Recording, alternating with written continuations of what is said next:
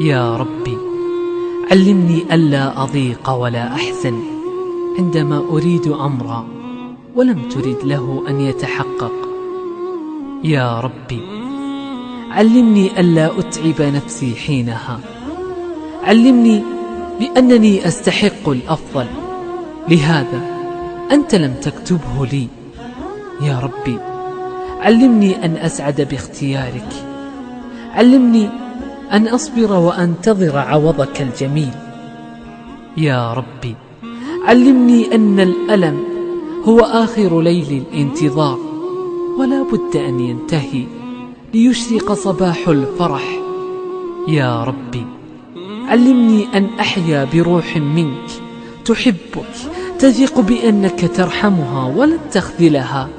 يا رب علمني أن أمضي في طريق الحياة ولا أخشى العثرات ولا جراح قسوة تلك العبارات. يا رب علمني أن أخشاك وحدك وأبحث عن رضاك ولا أتعلق بأحد سواك.